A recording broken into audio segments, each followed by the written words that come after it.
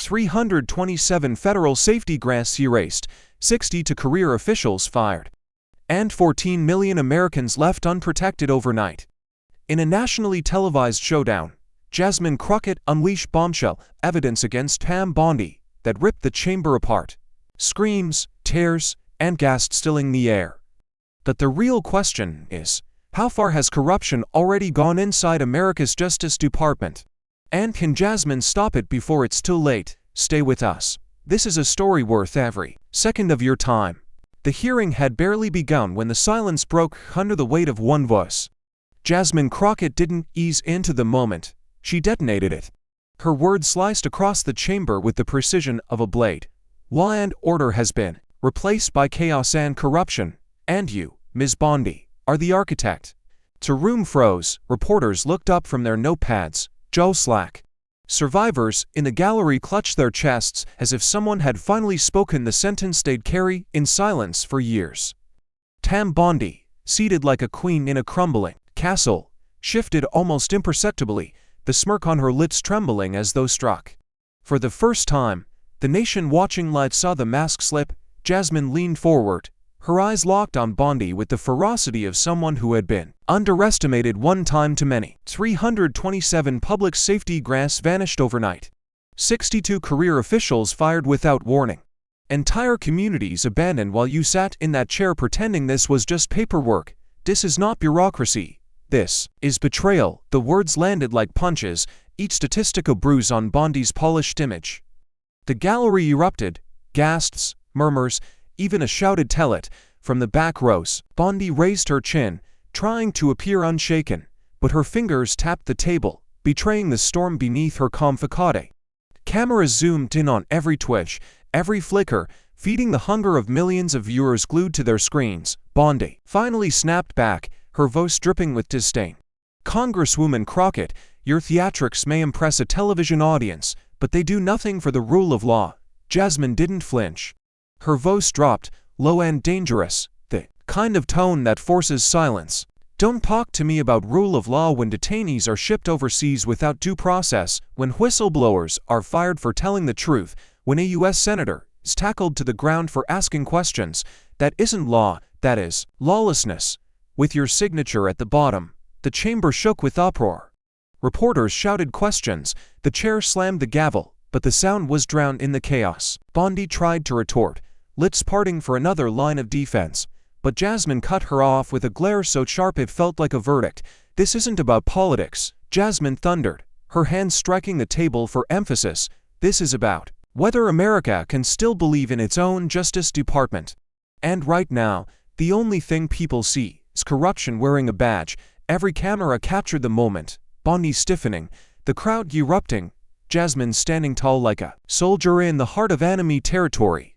The stakes were no longer abstract policy debates. They were visible in every tear, every clenched fist in the gallery, every heartbeat pounding through the airwaves, and as the feed beamed live into millions of homes, the question cut deeper than any gavel strike. What happens when truth is weaponized against power? And the entire nation is watching. Jasmine didn't pause. She snapped her fingers and the chamber lights dimmed as a screen lit up behind her.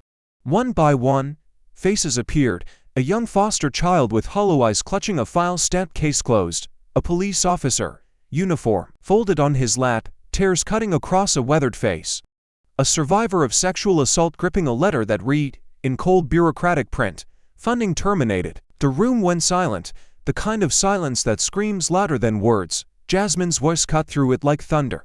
300 public safety grants gone. Not suspended, not delayed, erased. These grants protected children from abusers, put officers on the streets, gave survivors of rape the forensic tools to fight for justice. And in one stroke of your pen, Ms. Bondi, all of it vanished. Look at their faces, tell me, are they just numbers to you? The camera closed in on Bondi. She exhaled sharply, eyes flicking to the screen, then back to Jasmine with calculated indifference. "Congresswoman," she said coolly, "you can parade sob stories all you like, but at the end of the day, this is math. Budgets require cuts. If you want to grandstand, fine. But don't insult the intelligence of this body by pretending one grant makes or breaks justice." Gasps rippled across the room. The foster child's photo lingered on the screen, his small hand clutching a teddy bear with one missing eye. Jasmine rose from her chair, her voice trembling with controlled rage. These are not sob stories, they are lifelines. They are human beings breathing fear every night because your department decided politics mattered more than protection.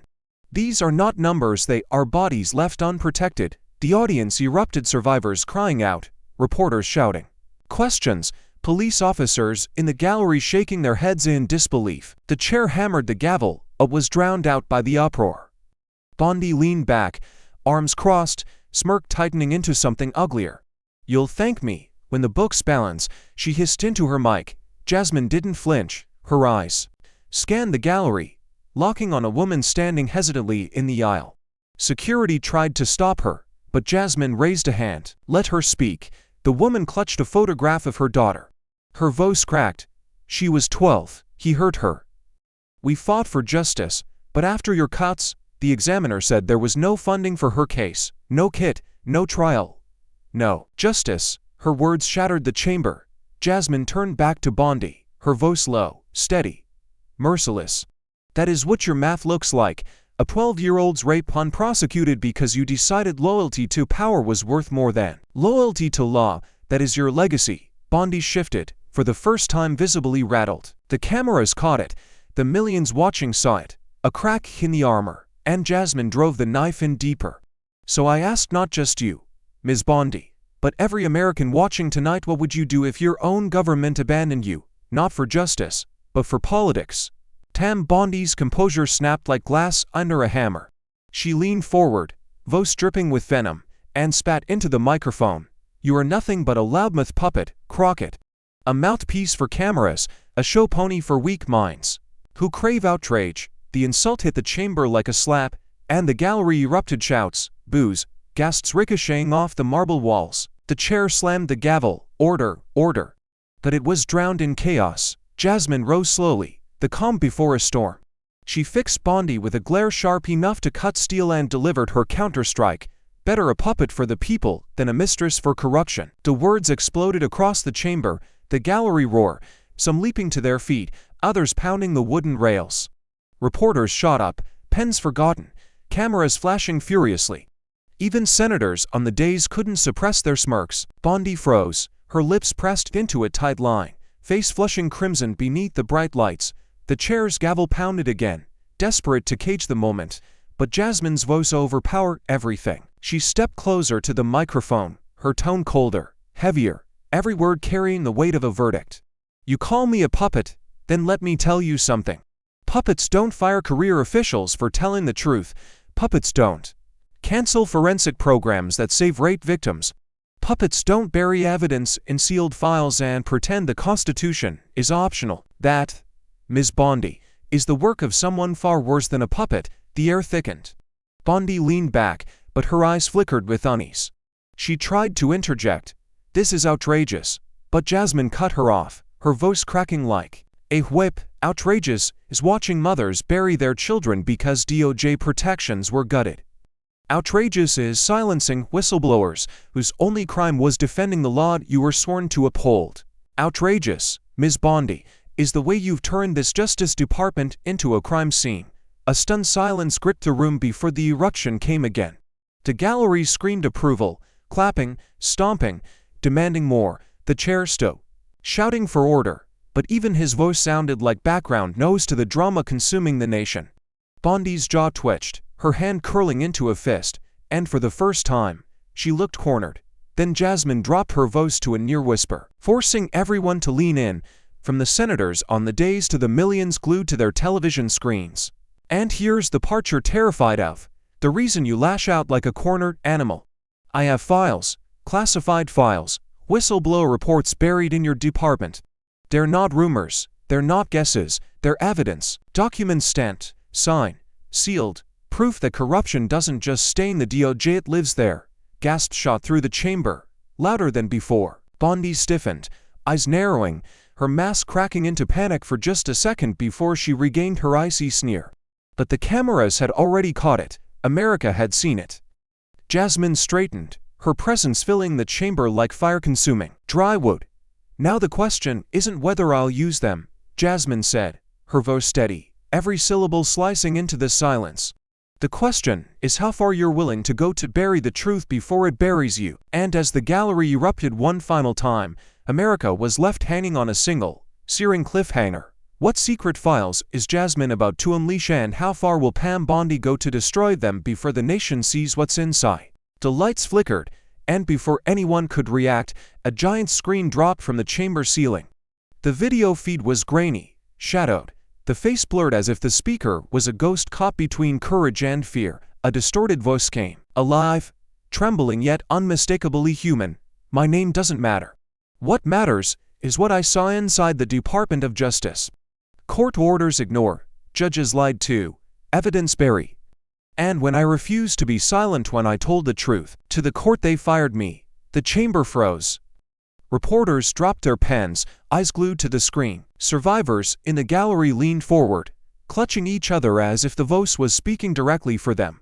Pam Bondi stiffened, her eyes narrowing, hands gripping the table so tightly her knuckles turned white. Jasmine stepped toward the mic, seizing the moment. Her voice was sharp, deliberate, each word aimed like a dagger. So let me ask you directly, Ms. Bondi. Do you deny it? Do you deny that under your watch, whistleblowers were purged, laws were shredded, and justice itself was smothered? Bondi's lips curled into a sneer. She leaned in, oozing contempt. Anonymous cowards don't count. Anyone can hide behind a screen and throw stones. If this so-called witness had anything real, they'd show their face. The gallery erupted in protest boos, shouts, one man rising to scream, he's risking his life to speak. The chair slammed the gavel, was powerless against the tidal wave of outrage. Jasmine didn't blink. She leaned closer, her eyes locked on Bondi with a predator's patience. Anonymous to you, perhaps, but not to the families who lost their protections. Not to the officers who lost their jobs, not to the survivors who lost their only chance at justice. You call him a coward. I call him the last honest voice inside your rotten empire. The whistleblower's voice returned, war urgent, trembling under pressure. I kept the files, emails, directives, orders to delay court compliance. They told us to lie until the cases reached the Supreme Court, because, and I quote, that's where we win. This wasn't oversight.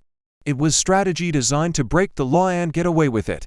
Gasps filled the chamber. Reporters shouted over one another. Flashes from cameras lit the room like a lightning storm. Bondi shifted in her chair, sweat forming along her hairline, though she tried to mask it with an icy stare. Jasmine pounced. So tell us, Ms. Bondi, are you calling him a liar, or are you terrified because he still has the receipts? The silence that followed was electric, unbearable. Even the chair stopped pounding the gavel, frozen in the gravity of the accusation. Bondi's mouth opened, then closed, no words forming. Her eyes darted, searching for an escape route that wasn't there. Jasmine stood taller, her voice dropping to a low, devastating whisper, because the difference between a coward and a witness is evidence. And America just heard he kept everything. The chamber seemed to collapse in on itself, a swirl of fear, rage, and anticipation.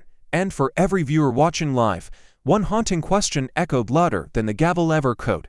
What happens when the coward you dismiss is the one holding the receipts that can burn your empire to ash? The whistleblower's voice faded, and suddenly the monitors flickered again. A rush of documents filled the screen, stamped memos marked confidential, directives signed by senior DOJ officials, reports with entire sections blacked out and rewritten in false language. One file showed a judge's order to release evidence, with a handwritten note scrawled in the margin. Delay until SCOTUS, we win there. Another revealed emails instructing staff to bury the files, purge. Dissenters, the chamber gasped in unison, the sound sharp, collective, like oxygen being sucked out of the air. Reporters lunged forward in their seats, cameras clicking furiously as the paper trail of corruption spilled into daylight. A senator, pale and trembling, leaned toward a colleague and whispered audibly enough for the mix to catch. This is bigger than Watergate. Pam Bondi shot to her feet, slamming both palms on the table, voice cracking under rage and panic. This is treason against the Department of Justice. Whoever leaked this has endangered national security. Her face was flushed red, her breath heavy, but her words sounded less like authority and more like desperation. The gallery erupted with shouts. Liar! Answer her! resign. The chair's gavel pounded over and over, but the rhythm of wood on wood only amplified the frenzy. Jasmine stood, eyes locked on Bondi with the precision of a hunter who knew the prey was cornered. She didn't raise her voice, she didn't need to. The quiet force in her tone cut deeper than any scream. No, Ms. Bondi, this isn't treason, this is truth against tyranny. And you don't fear treason, you fear exposure. She turned toward the screens, pointing at the memos as if each one was a weapon. These signatures belong to your deputies, these directives were sent under your leadership, these lies were stamped with your silence, and tonight, every American can see it. Bondi tried to recover, her voice brittle. Forgery.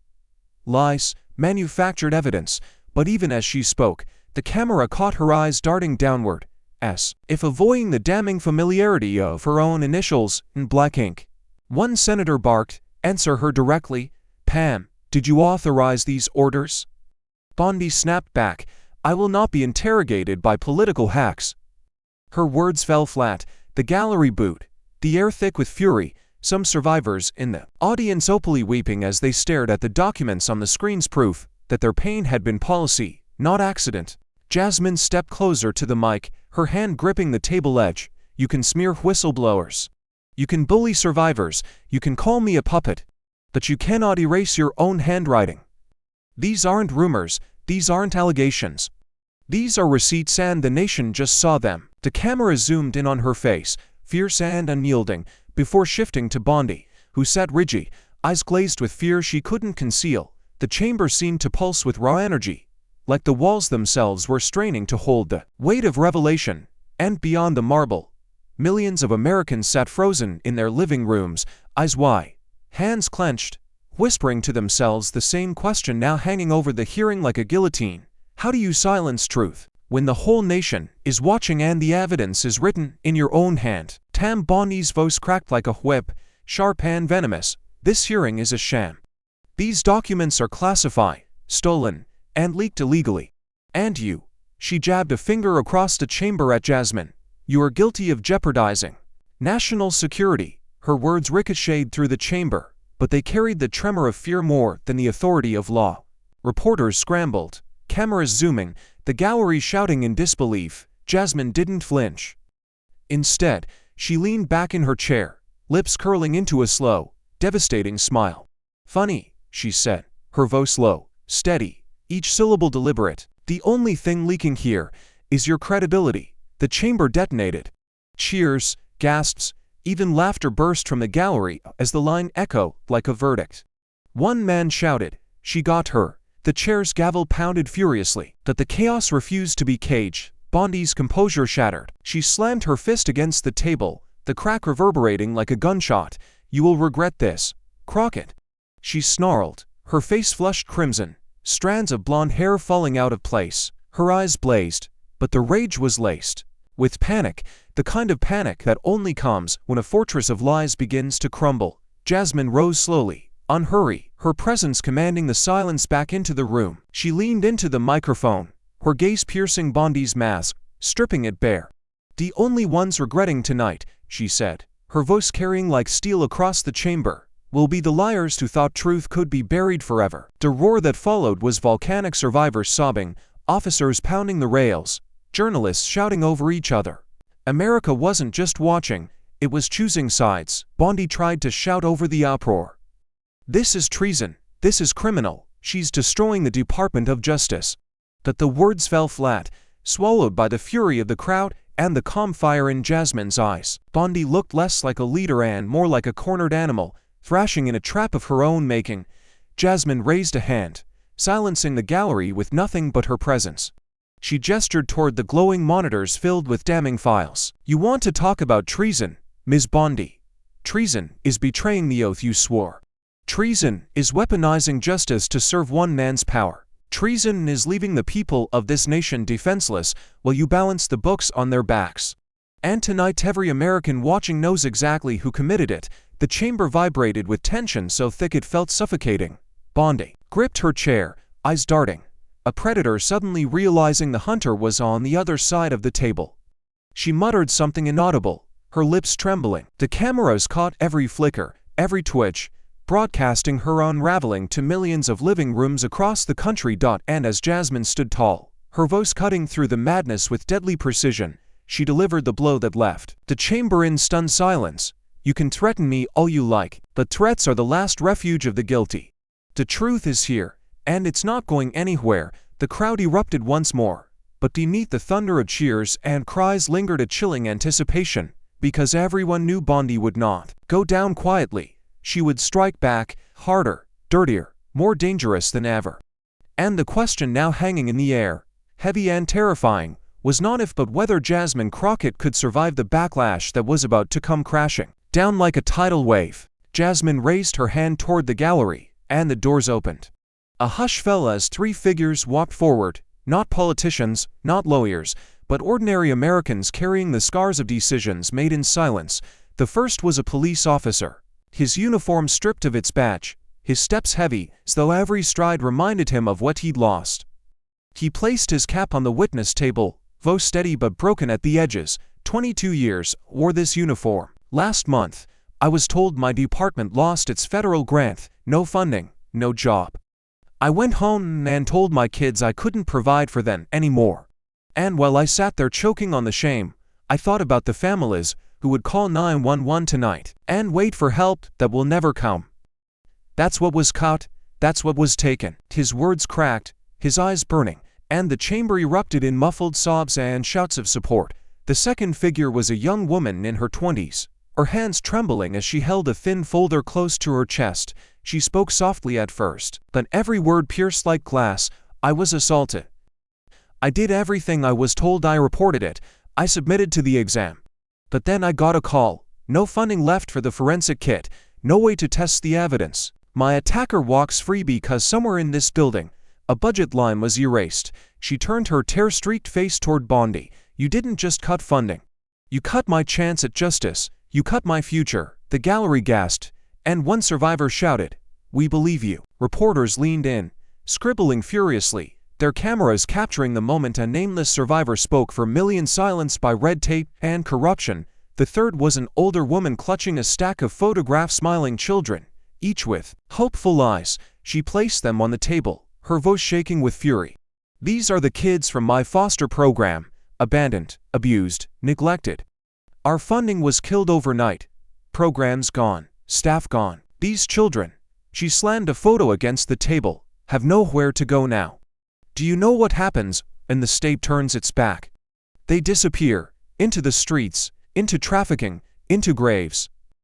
That is the cost of your decisions. The chamber went silent, so quiet that even the hum of the cameras felt deafening. Tears streamed down faces in the gallery. Jasmine rose, her voice carrying the weight of every testimony, eyes burning into Bondi's with unflinching defiance.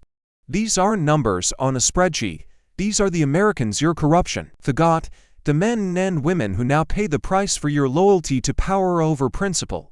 You can sneer at me, dismiss whistleblowers, shut treason until your throat bleeds, but you cannot erase them. They are here, they are watching, and tonight, the whole nation is watching with them. The chamber stood on edge, some weeping, others trembling with rage, every heartbeat synchronized in the tension of the moment. And yet, as the cameras broadcast their faces into millions of homes, a darker question coiled through the silence like a knife waiting to strike.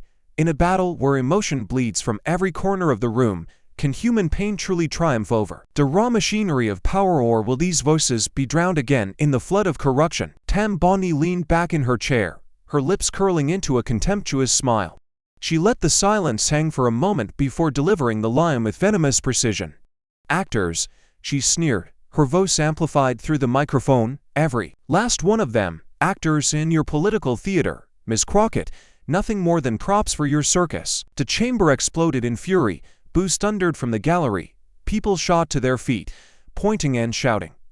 Shame, liar, how dare you? Reporters scrambled to capture the chaos, cameras flashing like lightning in a storm. The chair slammed the gavel, desperate to restore order, but the outrage drowned out the wood against metal. Jasmine's palm struck the table with a crack that cut through the nose. She rose, her voice shaking with fury but steady enough to carry across the chamber. How dare you call survivors liars? The words reverberated like cannon fire, silencing even the chair for a heartbeat. Her eyes blazed as she gestured toward the witnesses trembling at the table. This officer lost his badge. This young woman lost her chance at justice. This advocate lost her children to the streets. They didn't come here for applause, they came here because their lives were shattered by your cuts. And you have the audacity to call them actors. Bondi smirked, unbothered or at least pretending to be. Please, Congresswoman, I've seen better performances on a soap opera. Tears don't make policy, and if we let every sob story dictate our budget, this country would collapse under the weight of emotion. Her words slithered into the chamber, like poison. The young survivor, sitting at the witness table, gasped, her hands shaking uncontrollably. Her breathing quickened, shallow, uneven. Then, in front of millions watching live, her body collapsed sideways, hitting the floor with a sickening thud. Screams ripped through the gallery. Medics rushed forward. Cameras zoomed in mercilessly, broadcasting the chaos into every American home. The officer shot out of his chair, shouting at Bondi, "She's a victim, not a prop. Look at what you've done." Reporters swarmed the edges of the table, some visibly shaken, others yelling questions over the mayhem. The chair's voice cracked as he hammered the gavel. Order. We will have order in this chamber. But there was no order, only raw human pain. Jasmine bent over the fallen survivor, steadying her until medics carried her out, then rose to face Bondi with a fury that felt biblical. Her voice, low and searing, cut the air. You did this, with your pen, with your arrogance, with your contempt for the very people this department exists to protect. Don't you dare hide behind the word budget. Blood is not a line item. Bondi's mask flickered. For the first time, the confidence cracked, her eyes darting toward the cameras as though realizing the world had just witnessed not Jasmine's theater, but her cruelty.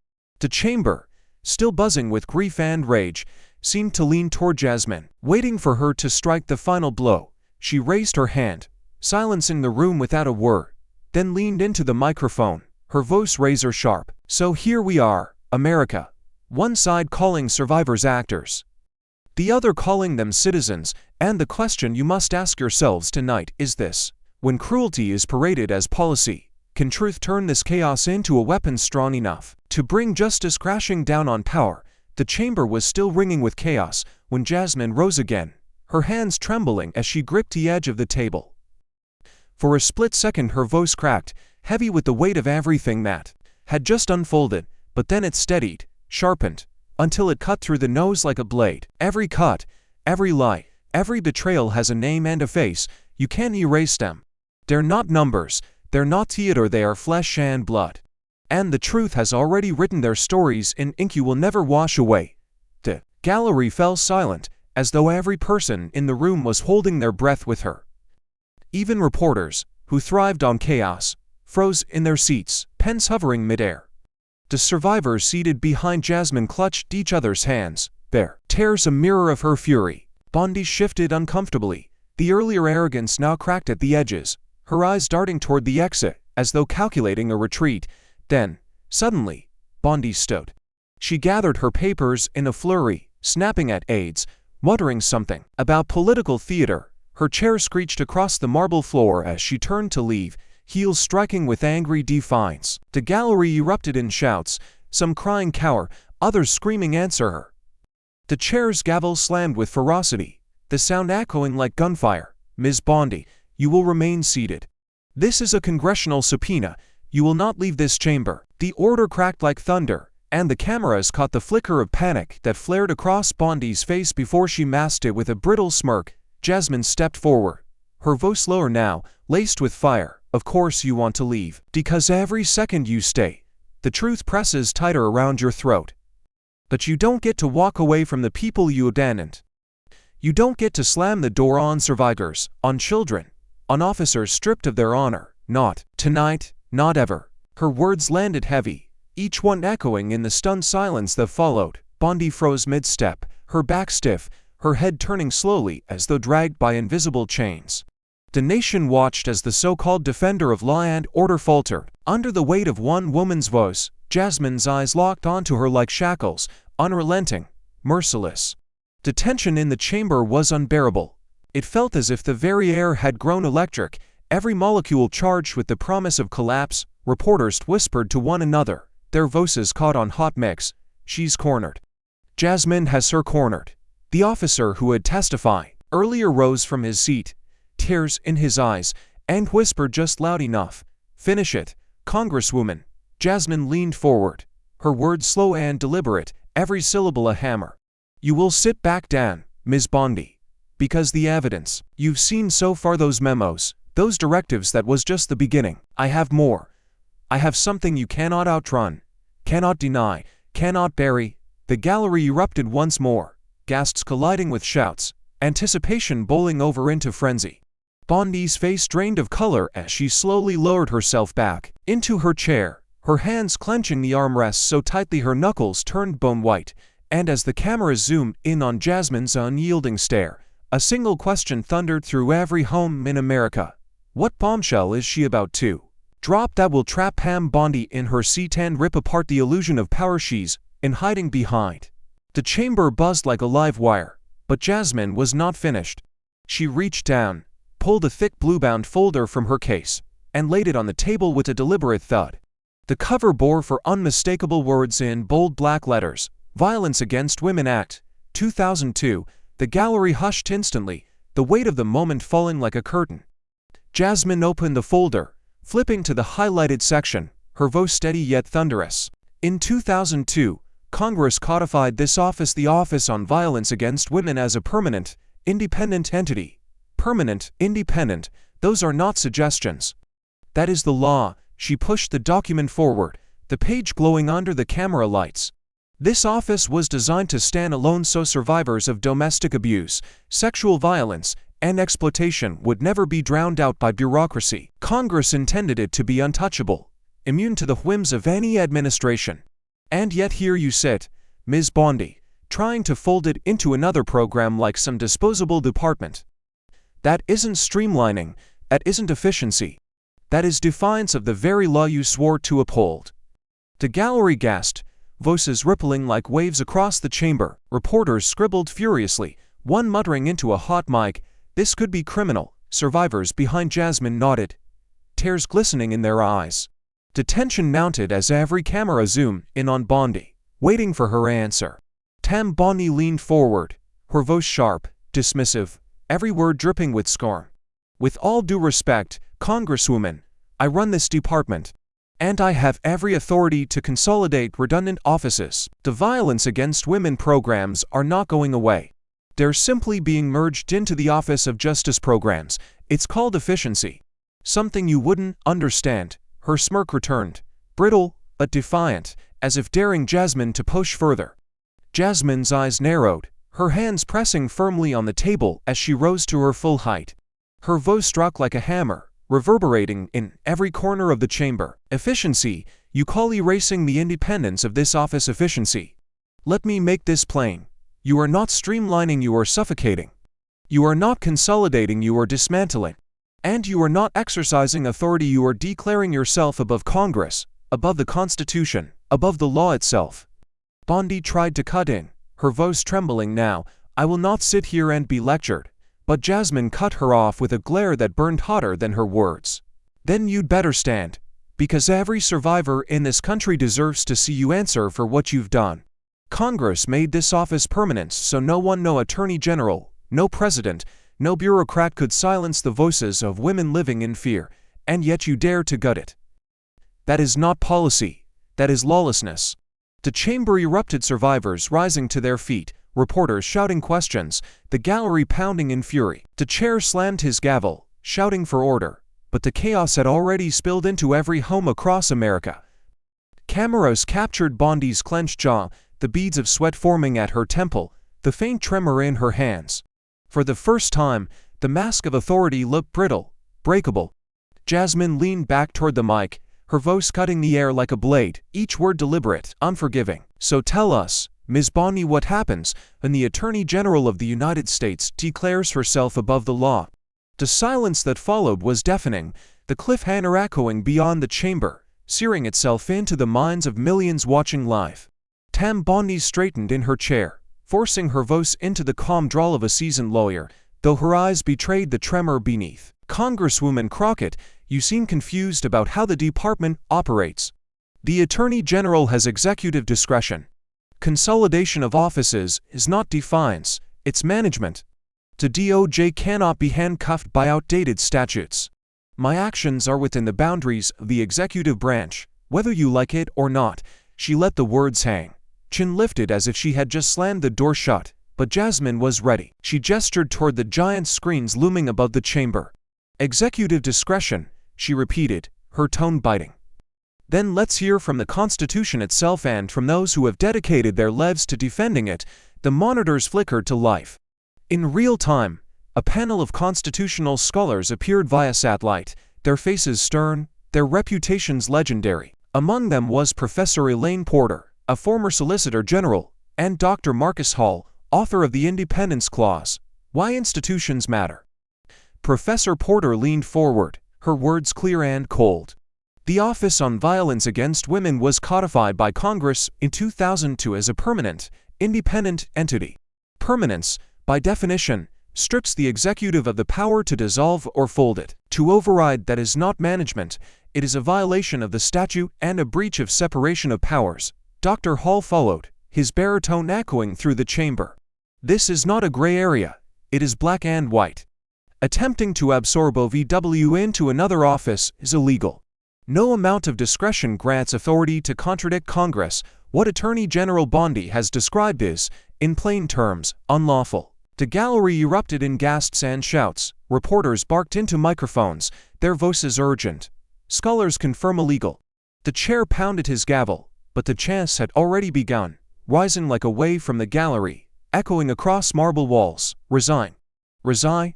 Resign. The sound shook the chamber, relentless, unstoppable. Survivors stood, fists in the air, their voices breaking with both fury and hope. Bondi's mask cracked. She slammed her fist against the table. This is a witch hunt. Academic opinions do not govern the department. I answer to the Constitution, not ivory tower elites. Her words rang hollow, drowned by the roar of voices demanding her fall. Jasmine seized the moment, her voice rising above the chaos, sharp as a knife through thunder.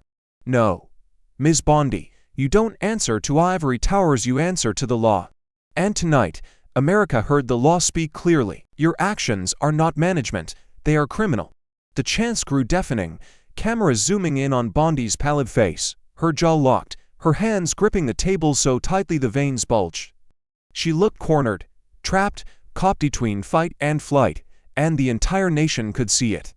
Jasmine leaned forward, her voice steady, merciless. So here's the question, Ms. Bondi. Will you continue to posture and pretend, or will you fold under the weight of the very law you swore to defend? The silence that followed was sharper than any gavel strike. And the cliffhanger gripped every living room in America.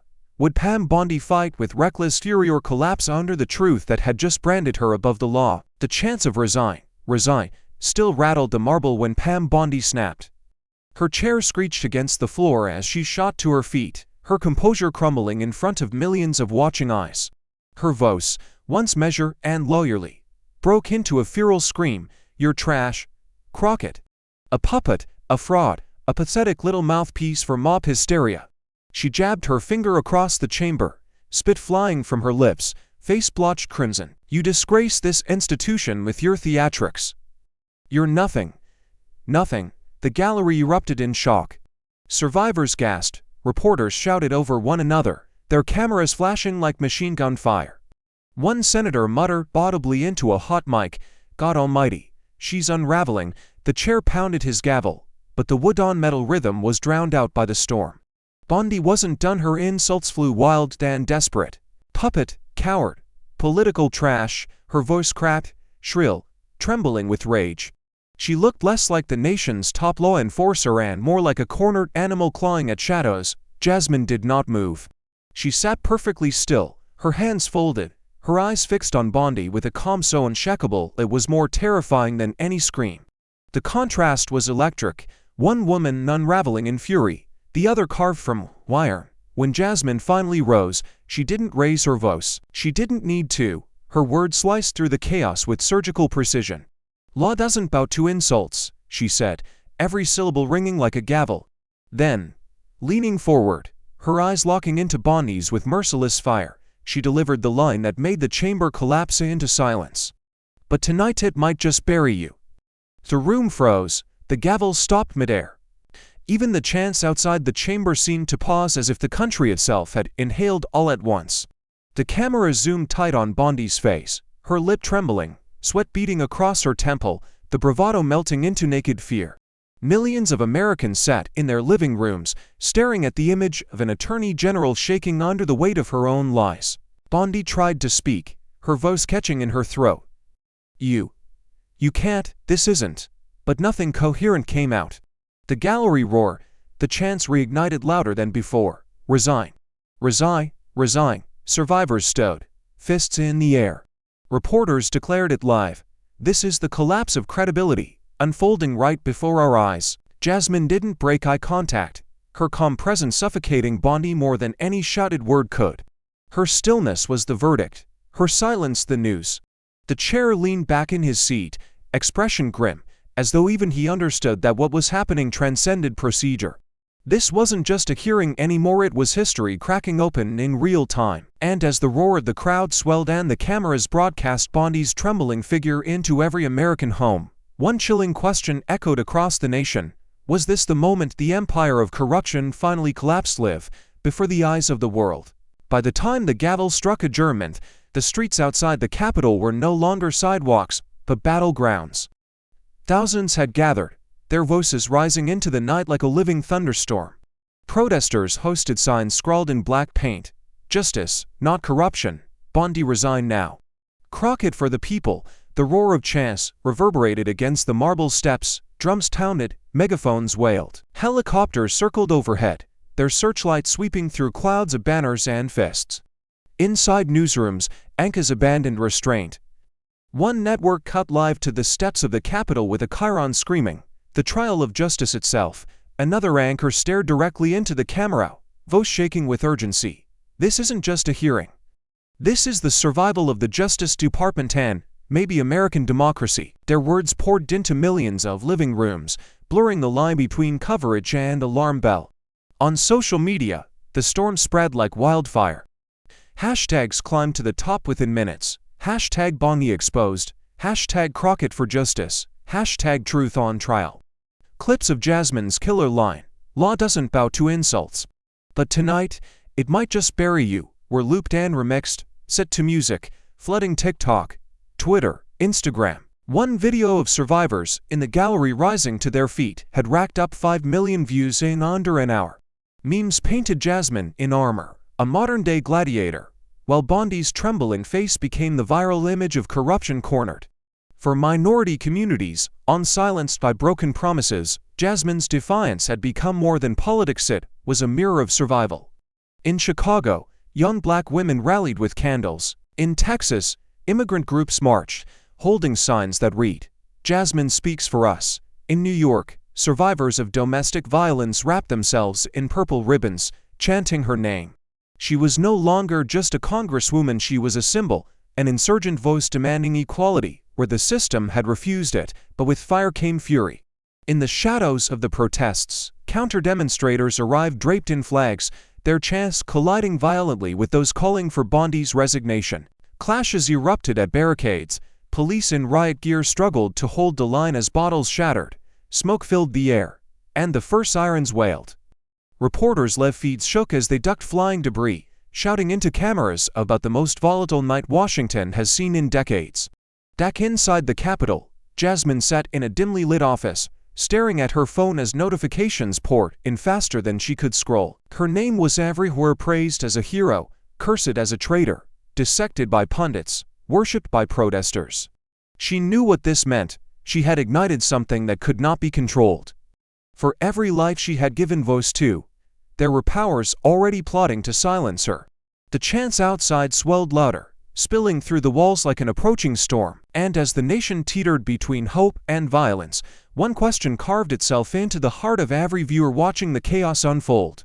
What if Jasmine's fight for truth didn't just spark a movement, but unleashed a backlash deadly enough to consume her and everything she stood for? The applause and chants from the streets were still echoing in Jasmine's ears when she slipped backstage into a dimly lit corridor. The fluorescent lights buzzed above, flickering just enough to feel sinister. An aide hurried toward her, pale as chalk, holding a small envelope. Congresswoman. This was left in your office. Jasmine tore it open, eyes narrowing at the block letters scrawled across cheap paper. Stop, or we stop you. No signature. No return address, just a message dripping with menace. Before she could respond, her phone vibrated. A text appeared from an unknown number, the words glowing in the darkness like a curse. You're not untouchable. Step down now, or your family will pay. Jasmine's chest tightened, but her hands didn't shake. She stared at the screen for a long moment before shoving the phone into her pocket. Her security detail rushed in, their voices urgent. Ma'am, this is serious. Threat level is elevated. We need to move you to a secure location immediately. In a cramped room nearby, her closest allies gathered, colleagues, staffers, even old friends. Their faces were grim, their arguments relentless. Jasmine, this is beyond politics now.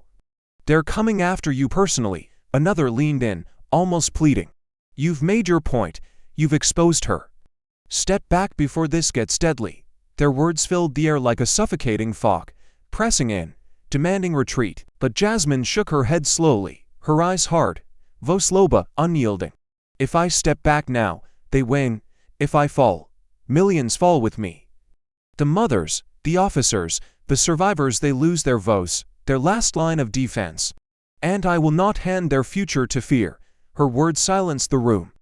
Even her most cautious allies sat frozen, as though they'd been slapped by the gravity of her resolve. One of her aides broke the silence, whispering, "Then they'll come harder." Jasmine looked up, her jaw clenched. Let them. They've tried threats, they've tried lies, and now they hide in shadows. But shadows cannot erase truth. The more they come, the brighter we burn. Outside, the chants roared louder, but the sound had changed.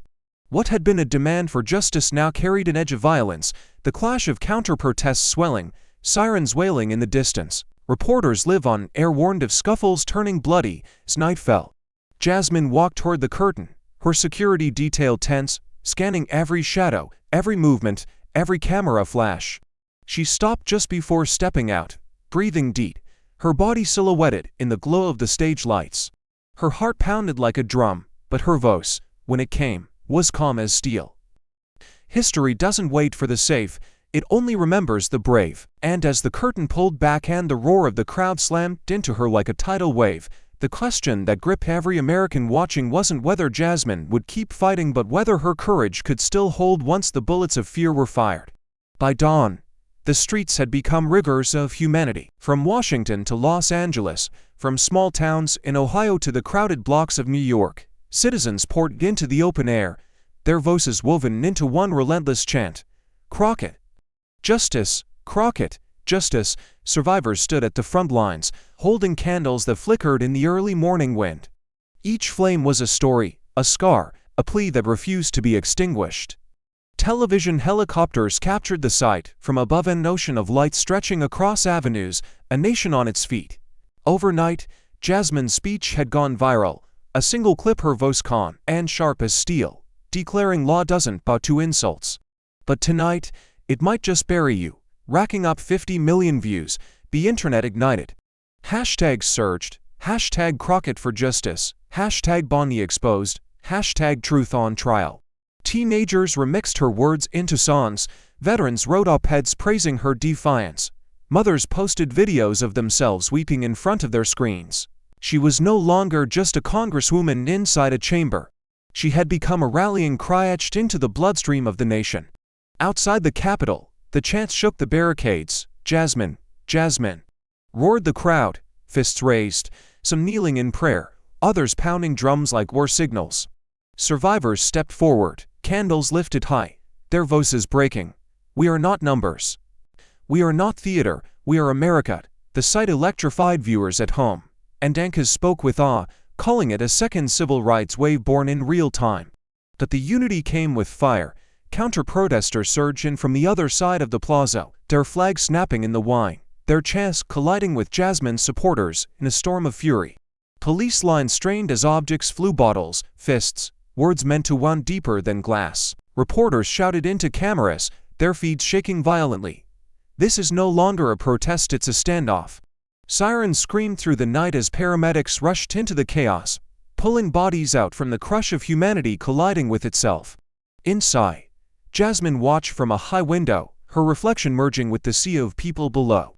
Her allies begged her to stay back, to stay safe. But Jasmine only whispered to herself, her breath fogging the glass, "This is bigger than me. This is their fire now." She pressed her hand against the window, as if reaching for the thousands chanting her name, her voice echoing in her mind. "If I fall, millions fall with me." The camera feed zoomed in on her face as she finally stepped into the balcony.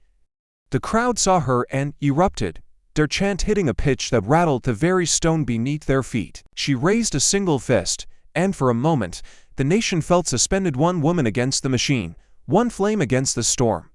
But as drones circled above, as shadows moved through the edges of the protest, and as the counter-protests surged closer, the question cutting across every television screen wasn't triumph, but terror.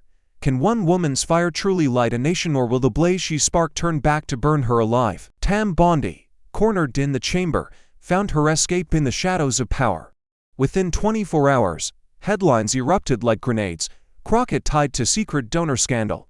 Anonymous sources questioned Crockett's law license. Did Jasmine cover up family trouble? None of it held truth, but in politics, truth mattered less than no's. Leaked documents, doctor emails, forged receipts flooded social media. Anchors frothed with speculation. Panels debated her credibility. And hashtags that once praised her now tangled with poison. Hashtag Crockett lies. Hashtag justice or fraud. News clips were played on every channel, spliced with ominous music. Jasmine's image darkened to look sinister. Former colleagues were trotted out on air, some coerced, others paid, whispering doubts. "She's ambitious, maybe too ambitious," one said. Another smirked, "She's not as clean as she pretends." The storm was suffocating. Cameras camped outside her home, allies grew skittish. Even friends hesitated before picking up her calls. Behind closed doors, Jasmine sat alone, the weight pressing down until her shoulders shook. For the first time, the fighter looked fragile. She held the forged documents in trembling hands, her reflection staring back from the glossy paper, asking if this was how her story would end, not with fire, but with lies. Her breath came shallow, eyes burning as she whispered to the empty room, "They don't even need to kill me. They just need to break me." Her mind fell backward, tumbling into memory. A little girl in Dallas, standing at the back of a classroom while teachers dismissed her as too loud, too poor, too black. A teenager shoved out of a store, accused of stealing because of her skin. A young law student scraping by on scholarships, mocked by classmates with legacies who never knew hunger. Every scar returned, pressing against the present. Yet with the pain came something else, flashes of her grandmother's voice. "Child, they will try to break you, but every time they push you down, you stand taller." The images blurred into the present, Bondi smirking on television, headlines screaming fraud, and Jasmine's terrors hardened into resolve. She clenched the paper, crumpling the lies into her fist, her breath steadying as her heart pounded like a drum of war. The smear campaign was meant to bury her, but it had only unearthed her past, and her past had forged her into steel. And as America watched the storm of scandal grow louder, the real question now seared through the chaos like lightning. Would the wounds of her past finally break Jasmine Crockett, or would they make her invincible? The chamber was thick with tension when Jasmine rose, the smear headlines still flashing across television tickers, her opponent smirking as if the battle was already over. But Jasmine did not look defeated. Her posture was upright, her voice carrying a weight that silenced even the whispers in the gallery. She raised a crumpled copy of the forged article high above her head, then let it drop to the table with contempt. "They think this will silence me. They think lies will bury me, but let me make this plain: I carry scars, not secrets." Her words detonated. Gasps shot through the gallery. Camera zoomed in. The air itself seemed to tremble. Jasmine continued, her voice fiery, unflinching. "I grew up poor. I faced prejudice. I've been doubted, mocked, shoved aside, told my voice didn't matter. And yes, I carry scars from that fight. But scars are proof that I healed. Scars are proof that I survived. And unlike those who hide behind polished lies, I'll never apologize for surviving." Bondi's face twitched. She tried to interrupt, but her words caught in her throat, stammering into the microphone. This is deflection. pure theater. But her tone cracked under the weight of Jasmine's fire. The gallery erupted in cheers, survivors rising to their feet, chanting Jasmine's name. Hashtags lit up again in real time, the narrative flipping before Bondi's eyes. Jasmine leaned forward, eyes blazing, each word precise and devastating. You tried to paint me as a fraud.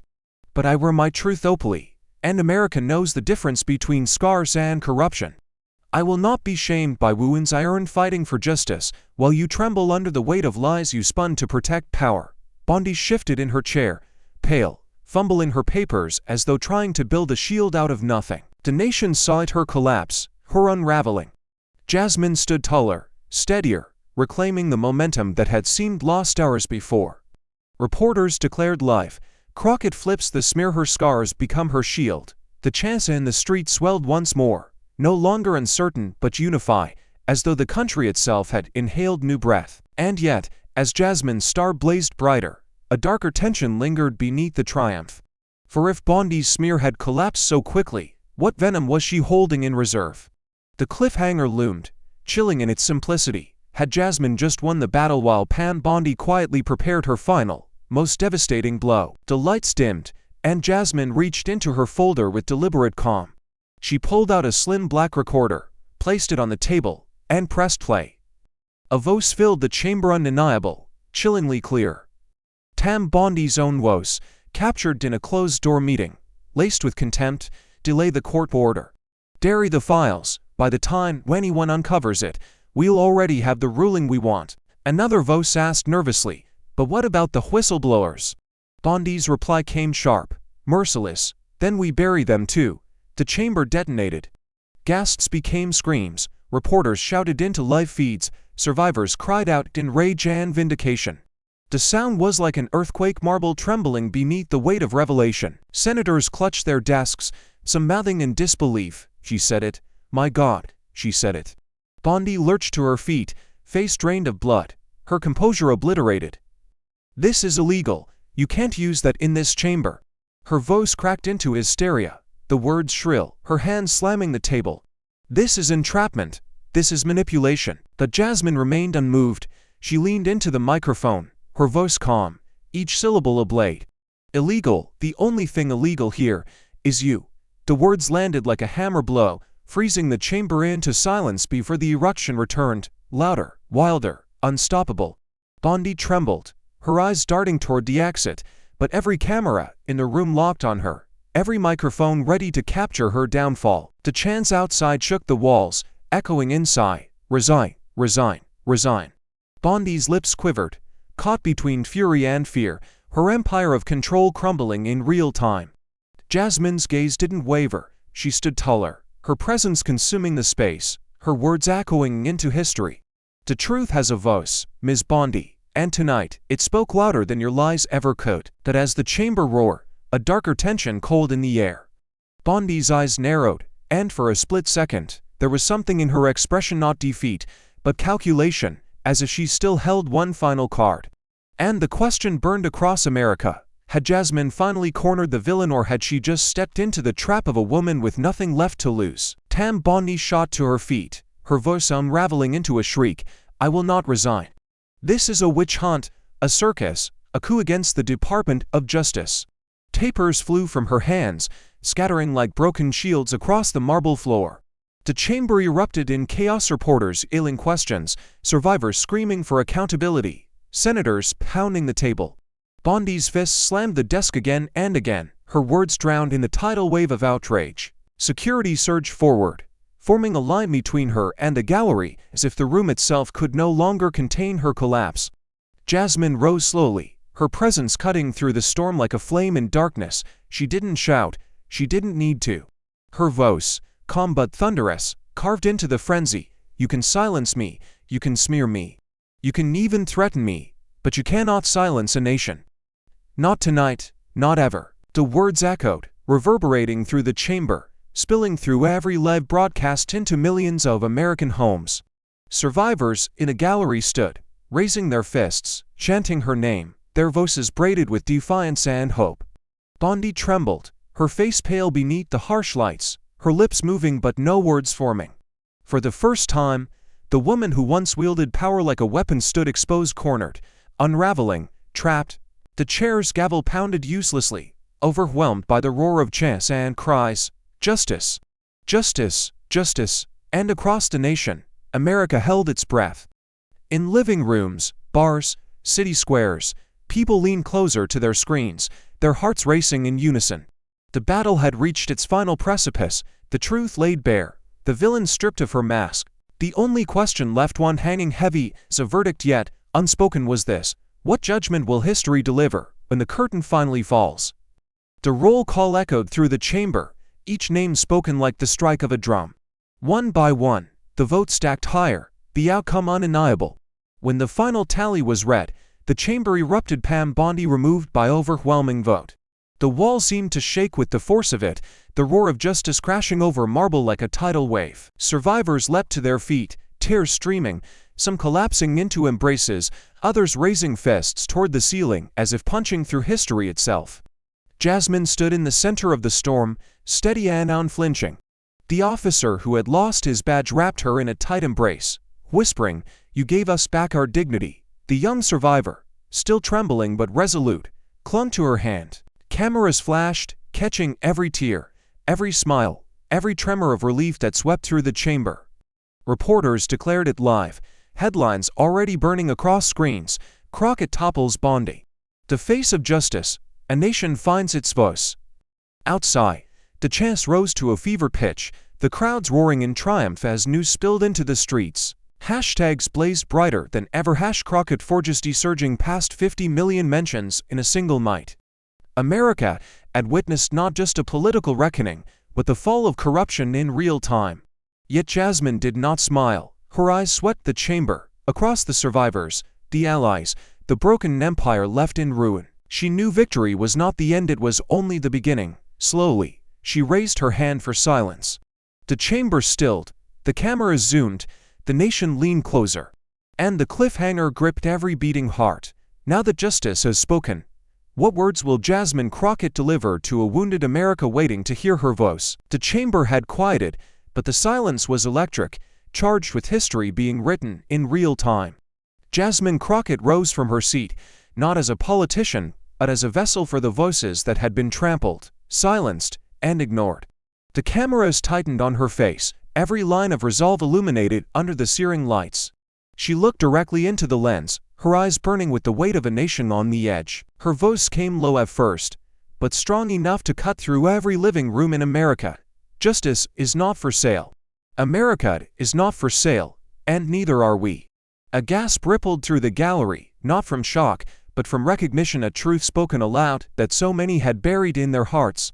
Survivors clutched each other, their tears not of grief but of vindication. Outside, the crowds fell into silence, listening, holding their breath as if her words were oxygen. The camera lingered as Jasmine held her gaze, unblinking, a warrior refusing to flinch. Then the screen faded to black.